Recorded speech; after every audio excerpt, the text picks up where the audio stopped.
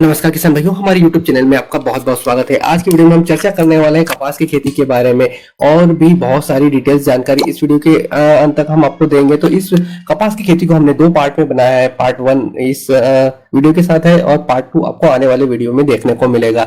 तो पार्ट 1 में हम बात कर लेते हैं कपास की खेती के बारे में। हमारे यूट्यूब चैनल को सब्सक्राइब नहीं किया तो सब्सक्राइब कर दीजिए और वीडियो को लाइक कर दीजिए ताकि आपका प्रोत्साहन हमें मिलता रहे। तो कपास की खेती के बारे में हम सबसे पहले जान लेते हैं कि कपास की खेती के लिए तैयारी कैसे करनी है। तो कपास उत्पादन के लिए समुचित जल निकास वाली खाली जो मिट्टी होती है वो सर्वोत्तम मानी जाती है, क्योंकि कपास एक दीर्घकालीन नकदी फसल है। अतः इसमें संतुलित पोषक तत्वों की आवश्यकता होती है। अतः खेती से पूर्व मिट्टी की जांच आवश्यक है, इससे कि पता चल सके कि मिट्टी में कौन कौन से पोषक तत्व कितनी मात्रा में उपलब्ध है और कौन कौन से पोषक तत्वों को कितनी मात्रा में आपको अपनी फसल पर देना है।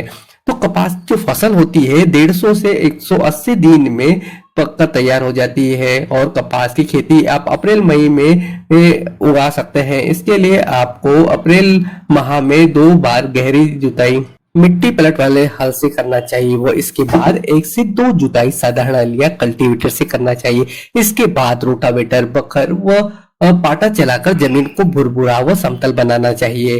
गर्मी में जुताई के बाद खाली खेत में नीम की खली 1 क्विंटल या नीम के बीज पीसकर 5 किलो प्रति एकड़ गोबर की खाद के साथ या नीम तेल 1 लीटर प्रति एकड़ के हिसाब से छिड़काव करने से जमीन में पड़े हुए कीड़ों के अंडे, पंखिया और बीमारियों के जनक नष्ट हो जाते हैं। कपास की खेती हेतु जमीन की तैयारी के समय से ही कपास को पोषण की जरूरत होती है। अतः खेत की तैयारी के पश्चात असिंचित दशा में 3.5 इंटू 1.5 फीट या सिंचित खेती की दशा में 3.3 इंटू 3.3 फीट या फिर अब 4 इंटू 4 फीट पर कतारें बनाना चाहिए तथा पौधे से पौधे की दूरी असिंचित दशा में 1.5 से 2 तथा सिंचित दशा में 3.5 से 4 फीट की दूरी पर निशान बनाकर 5 से 6 इंच गहरा गड्ढा कर उचित रूप से पकी हुई गोबर की खाद व जिप्सम 2 बैग प्रति बीघा का प्रयोग करना चाहिए, जिससे कि खाद में व्याप्त सूक्ष्म पोषक तत्वों को नुकसान नहीं पहुंचे व खाद का समुचित प्रयोग फसल हेतु हो सके। इस विधि से 10 से 15 क्विंटल गोबर की खाद 1 एकड़ में पोषण के लिए प्राप्त होता है। वह शेष बची हुई गोबर की खाद को खेत में या मेड़ों पर वृक्ष की छांव में थोड़ा सा पानी छिड़कर मिट्टी से ढककर छोड़ देना चाहिए, जिससे खड़ी फसल में प्रयोग किया जा सके। कपास उत्पादन हेतु क्षेत्र अनुसार अनुसूचित उत्तम किस्मों का चुनाव आवश्यक है, क्योंकि बीज ही खेती का मुख्य आधार है। निमाड़ क्षेत्र में बीटी के उपयोग में होने वाले कुछ मुख्य ब्रांड अजीत 155, अजीत 111, राशि 659, राशि 2, डेनिम आदि मुख्य प्रजातियां हैं। किसान भाइयों, बीज आपको हमेशा विश्वसनीय विक्रेता या लाइसेंस प्राप्त विक्रेता से ही खरीदनी चाहिए। जहां सिंचाई की पर्याप्त उपलब्धता हो वहां पर आप मई के मध्य से लेकर जून के प्रथम सप्ताह तक बुआई कर सकते हैं और आप इसमें टपकाव विधि से फसलों की सिंचाई कर सकते हैं।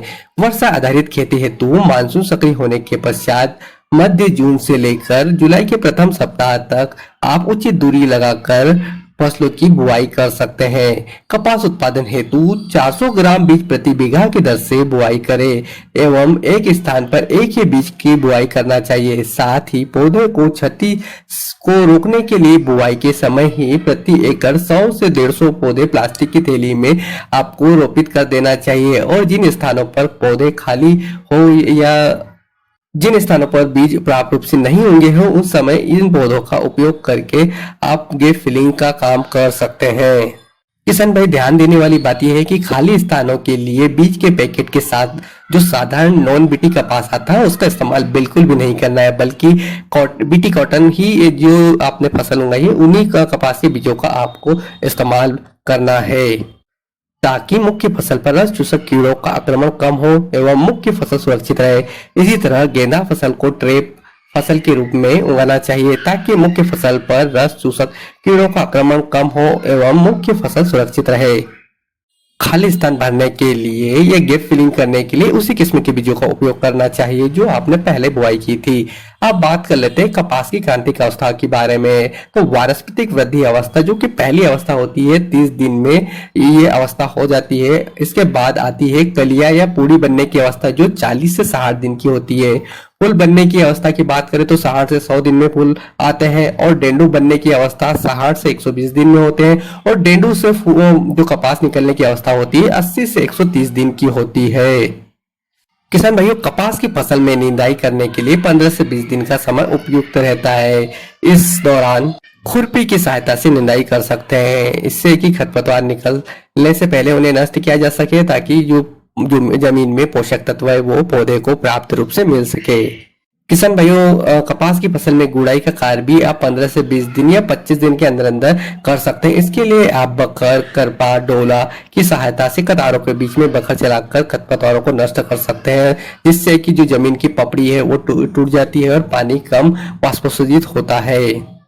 कपास में समुचित पोषक तत्व व जल प्रबंधन हेतु 25 से 30 दिन की अवस्था पर पौधों के पास कतार पर मिट्टी की 4 से 5 इंच मोटी पाली चढ़ाना चाहिए, जिससे दिए गए खाद, उर्वरक व जल से पोषक तत्वों का समुचित उपयोग हो सके।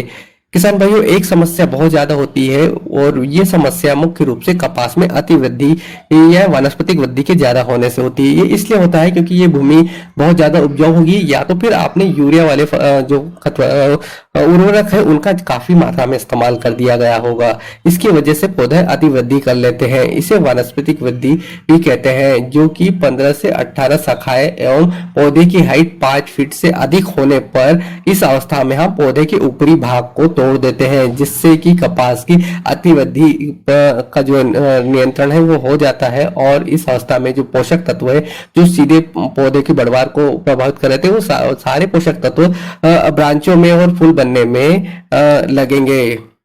अब बात कर लेते हैं कपास में पोषक प्रबंधन के बारे में। तो कपास की खेती काफी खर्चीली खेती मानी जाती है। फसल में खर्च कम करने के लिए किसानों को रासायनिक खाद व दवाइयों के संतुलित उपयोग के साथ साथ जैविक विकल्पों जैसे कि केंचुआ खाद, नीम की खली, गोबर की खाद, हरी खाद, बायोपेस्टिसाइड, नीम तेल आदि का उपयोग भी करना चाहिए। जैसे कि पहले बताया जा चुका है कि कपास दीर्घकालीन फसल है, वह इसकी 5 क्रांतिक अवस्थाएं होती है। इनमें बुआई से लेकर 3 प्रारंभिक क्रांतिक अवस्थाओं पर विशेष पोषक तत्व की आवश्यकता होती है, अतः इन क्रांतिक अवस्थाओं पर उचित विधि से उचित मात्रा में खाद व उर्वरकों का प्रयोग करना चाहिए।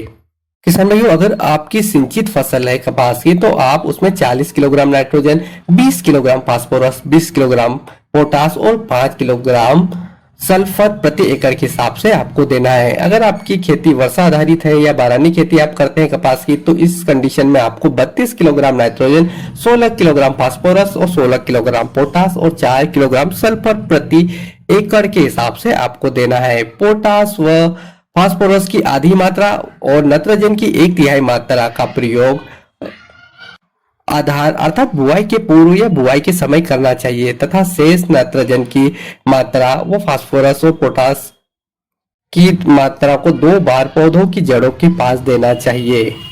किसान भाइयों, कपास की खेती के सेकंड पार्ट में हम कीट और बीमारियों के बारे में चर्चा करेंगे, तो इस वीडियो को सब्सक्राइब कीजिएगा। किसान भाई, वीडियो अच्छा लगा तो वीडियो को लाइक कीजिएगा, हमारे चैनल को सब्सक्राइब कीजिएगा। Thank you for watching this video.